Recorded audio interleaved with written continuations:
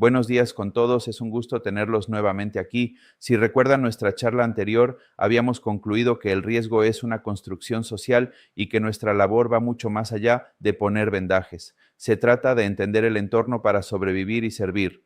Hoy vamos a dar un paso más allá.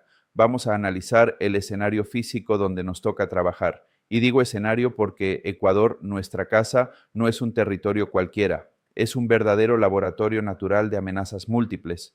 Estamos ubicados en una posición geoestratégica, justo en el cinturón de fuego del Pacífico y atravesados por la línea ecuatorial, lo que nos pone en una situación única en el mundo. Históricamente, la gente aquí miraba al cielo cuando la tierra temblaba.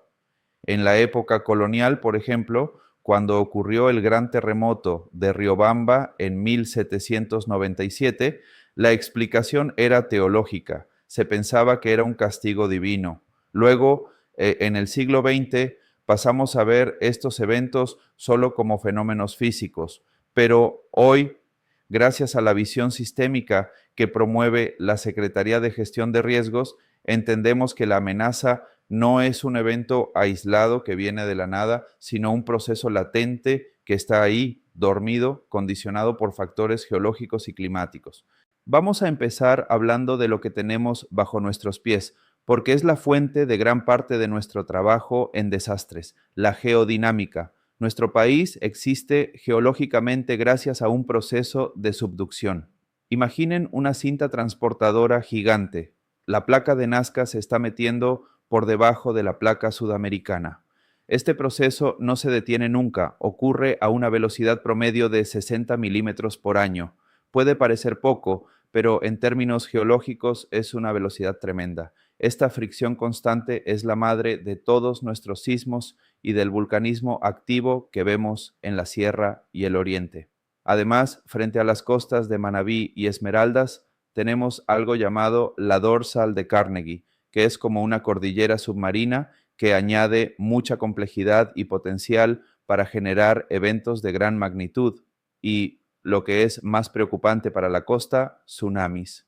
Aquí es crucial que ustedes, como tecnólogos, distingan entre dos tipos de amenazas sísmicas, porque el tipo de pacientes y el daño a la infraestructura serán diferentes. Primero tenemos los sismos de la zona de subducción. Estos ocurren en la interfaz entre las placas Nazca y Sudamericana, generalmente frente a la costa.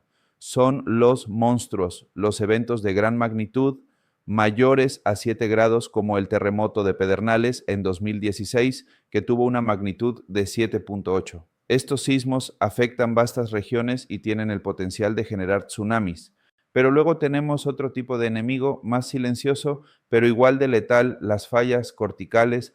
Estas son rupturas superficiales dentro de la placa continental, es decir, ya dentro del territorio donde vivimos. Estos sismos suelen tener menor magnitud, quizás entre 5 y 6.5 grados, pero son tremendamente destructivos porque ocurren a muy poca profundidad y a menudo justo debajo de las ciudades.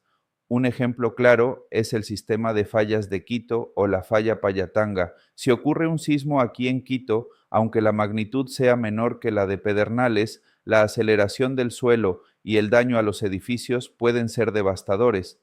Y no olvidemos los enjambres sísmicos, que son esas secuencias de temblores sin un evento principal claro, muy comunes en Manabí y Esmeraldas, que ocurren porque los bloques tectónicos se están acomodando. Ahora, ¿por qué les cuento esto? No para que sean geólogos, sino para que anticipen.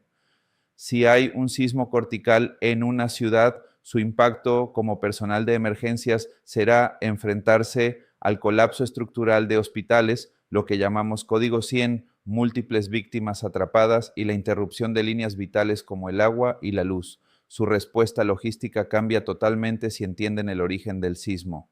Siguiendo con la geodinámica, hablemos de nuestros vecinos más imponentes, los volcanes.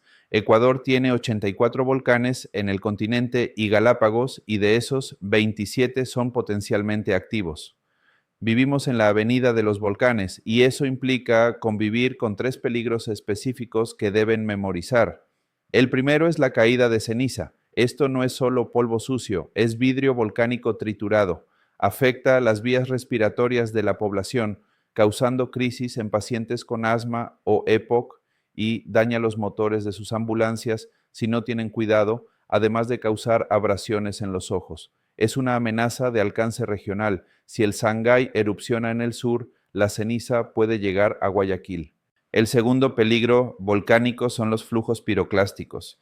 Estas son nubes de gas y material incandescente que bajan a velocidades increíbles. La letalidad aquí es del 100%. No hay triaje que hacer en un flujo piroclástico, lamentablemente, como vimos en la erupción del Tungurahua en 2006. Y el tercer peligro, quizás el más complejo para la planificación, son los lahares o flujos de lodo. Piensen en el Cotopaxi. Si erupciona, el calor derrite el glaciar y se forma una avalancha de lodo y escombros que baja por los cauces de los ríos, como el río Pita o el Cutuchi. Esto amenaza zonas densamente pobladas como el Valle de los Chillos o la Tacunga. Ustedes deben saber esto porque si su base de ambulancias está en la ruta del Lajar, ustedes son las primeras víctimas.